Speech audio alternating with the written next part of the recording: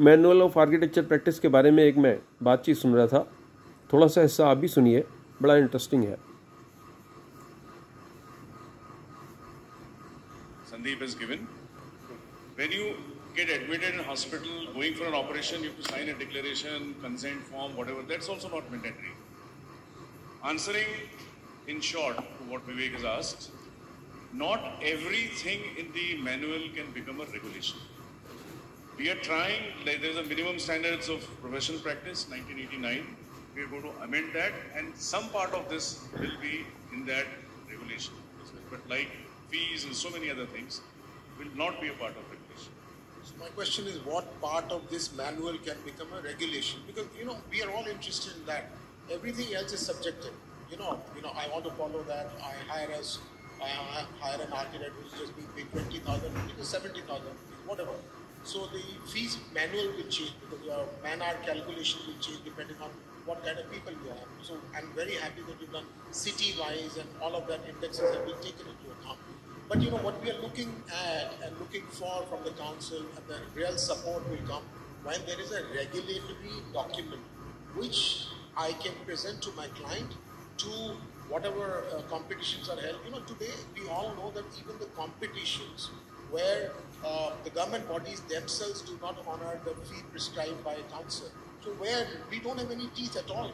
What we're looking as a fraternity is for council to provide us clause teeth to be able to chew into a document or chew into a contract or chew into any of the things that we do with might, which I find completely lacking even now, notwithstanding the fact that it's a completely exhaustive document that you guys have prepared. What we need to do is move a step forward and get a regulatory mechanism into the whole thing, so that there would be something which is prescriptive and something which is suggestive.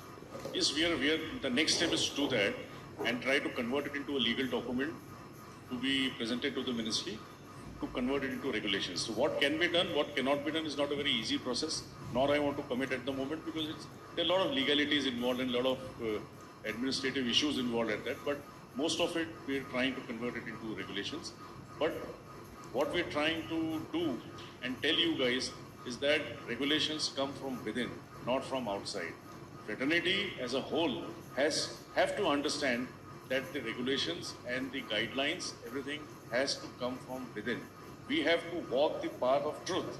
And when we walk the path of truth, nothing can make you waver from that path of truth. There may be difficulties, there may be obstacles, but we have to overcome that. And this is the first step on walking the path of truth, is what I'm trying to tell you. That's the issue, the regulation coming from within. The within is 130,000 individuals. So how can you bring them to a common platform? And that is what is the issue. The whole issue is about parity of fee or whatever. And there can never be parity of fees, which I'm glad that we should acknowledge. It's based on my caliber, and it's based on the ability of the client to pay. So both the things are. So if we don't mix up the two things together, I think it will be a more concise manual which will help us all. And that, of course, is what is required. And also, I think, as you said, it's going to be a dynamic document.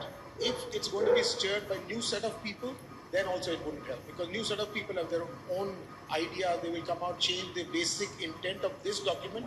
So either we should have a continuity of the panel which is there now, these 3 guys, 5 of you or whatever, that should continue, so that there is a continuity of the intent. Because I have seen that the intent can completely change with the new set of people who will come, may not agree with whatever has been written here. So we will always have a fluid document. What we need to do after 75 or whatever years of council is to have a document which is not, which cannot be looked in hindsight. It has to be always carried forward. 2 things, Vivek, I want to just mention. One is that you realize that the National Building Code that we all follow is not regulated. There is no regulation. No? It is not regulated. No, on fire, okay. The whole book, which is whatever, multi-volume book, is not a regulation, but all follow it. So it's not necessary that because, and I think what Aviv is trying to say is that there are obviously certain subjects and certain topics that you will never be able to regulate. But there are certain subjects and certain topics that can eventually become regulation. So that will sift through in the manual. I think in time to come, it will definitely happen. We're hoping that this becomes like, the way an Encyclopedia Britannica is. That is the core thing. You look at the Oxford English Dictionary, every year they add words to it. So it is something that we are, hoping that it becomes some sort of a cycle there, that, the authorship, is not indefinite. Someone has parked this and it keeps getting sort of better. Hopefully it'll be like the Ramayana, that the Ram and Sita will still always remain the same, that at least that will not change. The rest of it can keep getting added, that's all right. The idea is a message coming on WhatsApp these days is treated as final and acceptable, but something that has come out of this is questioned. I mean, I'm not talking of this particular manual, but that is the state of paradox that we are living in these days today. I mean, we need to understand that whatever we are doing at the council regarding this manual is in good faith, and we need to, each of us, imbibe within our own selves the values of ethical practices, is what we're trying to say, so that all of us are on an equitable and a paritable platform. I realize that even the government does not take any of this seriously. So even when we are signing agreements for a government project, first we give a designs, then we go on to giving a deposit, then we go on to giving a performance security. So where does this end? And you don't get your fees at that point of time. So we are talking about young practices which can never afford to do any of this. You might get a job because it's a competition. But post that, even to sign a contract and to start the work, it is a challenge. So if there is some manner by which council can step in and take this. See, basically now one thing all of us must understand. सुना आपने, ये बातचीत चल रही थी manual of architecture practice के बारे में, जिस पे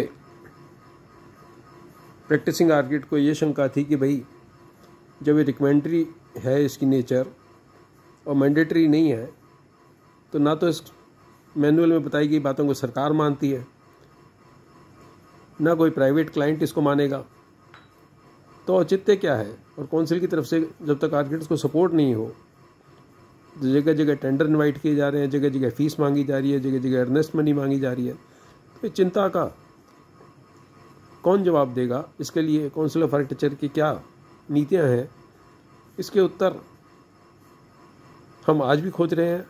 आपके हिसाब से ये मामला किसको सुलझाना चाहिए? क्या मैनुअल ऑफ आर्किटेक्चर प्रैक्टिस जैसी किताबें छापकर वास्तव में आर्किटेक्ट्स का कुछ भला होगा, या अन्य ग्रंथों की तरह ये किताब भी सिर्फ लाइब्रेरी की शो बनकर रह जाएगी?